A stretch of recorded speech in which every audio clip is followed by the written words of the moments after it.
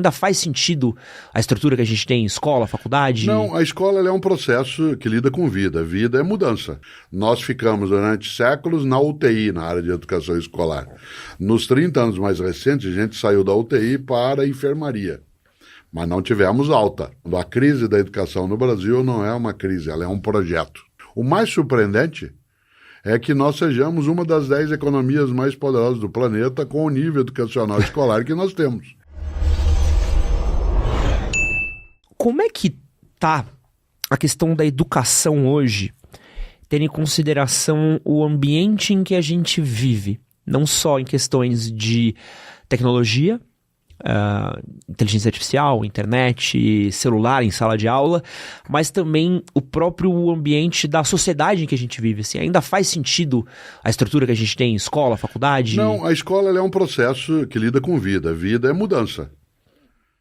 É claro que nós não podemos congelar as condições em que a estrutura escolar está. Há um grande antropólogo mineiro chamado Tião Rocha, em que ele usa uma expressão genial. Ele, às vezes, se refere à escola não como uma escola formal, mas como escola formal. Ou seja, aquela que congela cadáveres de situações anteriores. Evidentemente que nós tivemos no Brasil, nos 30 anos mais recentes, um avanço absolutamente inédito na área de educação escolar pública. Lembrando que a educação pública ela pega 86% das pessoas que estão na escola.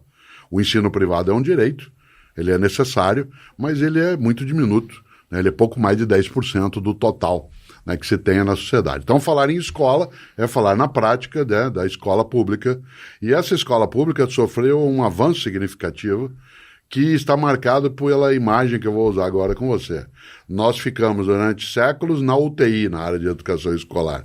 Nos 30 anos mais recentes, a gente saiu da UTI para a enfermaria. Mas não tivemos alta. Significa que as nossas condições de educação escolar ainda elas são indigentes, mas não para sempre. Havia um movimento de decolagem e melhoria nos 30 anos mais recentes, especialmente depois de alguns governos gerais que ajudaram a criar essas condições. No entanto, nós tivemos um retrocesso significativo, né, na gestão anterior, né, porque houve ali a ausência de um projeto pedagógico que não fosse o destrutivo, ou seja, de não fazer nenhuma inserção, né, de ideias em relação à formação docente, a projetos de alfabetização que fossem mais universais, ou, né, a relativização daquilo que é negativo nas condições de trabalho. Por isso, o pedagocídio, ele se coloca quando você retroage aquilo que estava crescendo. Nós demoraremos pelo menos, sem aí fazer uma profecia tonta, pelo menos uma década para recuperar a atitude, né, que fez com que nós voltássemos atrás em algumas condições que estavam crescendo, com ideologias variadas e não numa única direção. Por outro lado, claro, né, a educação escolar ela acaba tendo de absorver aquilo que é novo. Durante o momento pandêmico, em que uma parte das crianças teve ensino remoto, não ensino à distância. Ensino à distância é um conceito mais complexo. O ensino remoto, eu ouvia um dia duas colegas professoras, como tua mãe é professora, duas colegas de rede pública que me escreveram dizendo o seguinte: professor, sabe o que a pandemia nos ensinou? Primeiro, nem nós éramos tão ruins assim para lidar com tecnologia, que a gente não está habituada, e nem eles, isto é, crianças e adolescentes, são tão bons assim com tecnologia. Nem nós éramos incapazes de aprender a lidar com isso, e nem eles eram tão capazes, porque o uso da tecnologia como distração é muito diferente de utilizá-la como mecanismo de aprendizagem. A inteligência artificial, que agora se anuncia cada vez mais galopante, ela traz novos desafios. A área de filosofia não é tão afetada por isso, porque a gente lida com reflexão.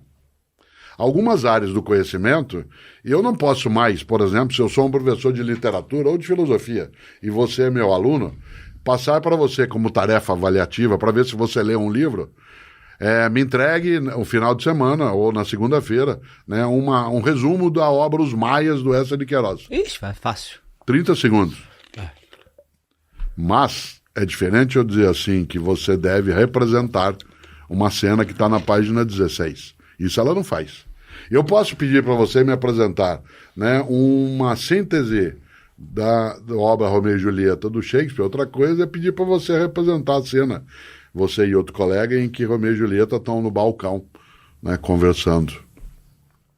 Há coisas que a inteligência artificial faz e fará, e outras que não. Dependerá da nossa inteligência. Eu não posso dar modelos antigos para umas realidades que são agora novas. A escola passa por movimentos em que se imaginaria, no primeiro momento, que nós teríamos uma inundação tecnológica. E já se notou que algumas atividades, eu vou usar um termo da música, unplugged, elas são mais eficientes.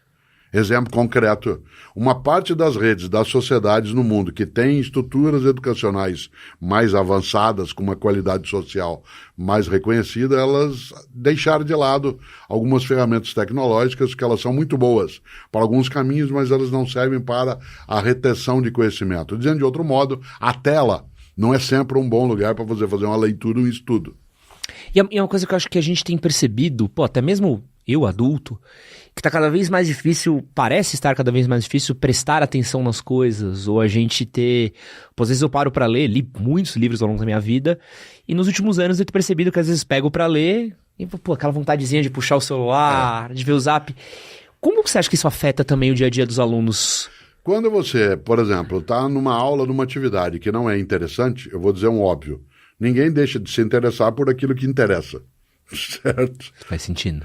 Como é o subtítulo do livro meu com o Gilberto Dimenstein, que já faleceu, né, que é O que importa é saber o que importa. E o que é que importa? Se eu estou numa aula como professor, vou fazer 50 anos de magistério, né, meio século, é bastante tempo. Se eu estou numa aula que os alunos têm interesse, que está conectado à vida dele, pode passar o que for do lado de fora que ninguém vai nem olhar. Se eu estou numa atividade, eu não preciso de celular em sala de aula, nem de computador distrativo. Se eu estou numa atividade que não tem a menor conexão com quem está ali, até um movimento da janela do lado de fora vai distrair. Você provavelmente, quando estava, digamos, no final, né, do ensino fundamental 2, o antigo ginásio, se a aula não te interessava, como você não podia sair, e como não havia outra coisa para você fazer a não ser ficar ali, você ficava desenhando na última página do teu caderno. Desenhava, viu, Cortella? Isso. Se a gente recolhesse a última folha do caderno de tanta gente, nós íamos avaliar, né, o tipo de conexão com o assunto. Te dou um exemplo concreto. Você lembrou no início, eu sou professor, sou palestrante. Eu faço palestras, entre aspas, artesanais, né, de fermentação natural. Ou seja, não tem nada de tecnologia, exceto o microfone. E as pessoas ficam 1h30, 1 hora prestando atenção, desde que eu me conecte nela. Não é a situação tecnológica em si que vai fazer com que eu tenha mais ou menos atenção, é o meu interesse. Certo? Mas você acha que o professor hoje, ele é valorizado no Brasil e ele consegue ter o recurso para apresentar esse tipo de aula? Não tem ainda, mas é uma decisão do conjunto da sociedade. Nós somos 2,5 milhões de pessoas no Brasil que somos docentes. Essas pessoas, de maneira geral, têm condições absolutamente precárias de atividade. Não é a responsabilidade nossa essa precariedade. Nossa tarefa é fazer o que há, né, de melhor com essas condições. Né? Nessa hora, evidentemente, que não há.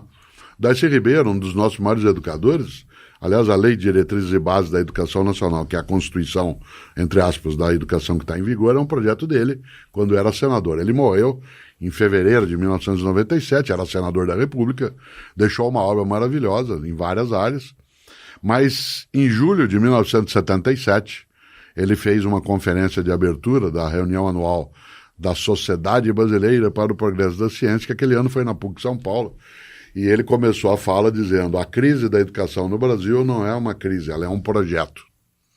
Frase famosíssima. Isso, ela é um projeto. Nesta hora, o sentido qual é? Que é uma série de intenções e condições que propositadamente não favorecem uma elevação das condições também de trabalho da atividade docente. O mais surpreendente é que nós sejamos uma das 10 economias mais poderosas do planeta com o nível educacional escolar que nós temos. O milagre brasileiro, de fato, nos anos 70 se falava do milagre brasileiro como a nossa economia que crescia dentro dos moldes chineses do século XXI.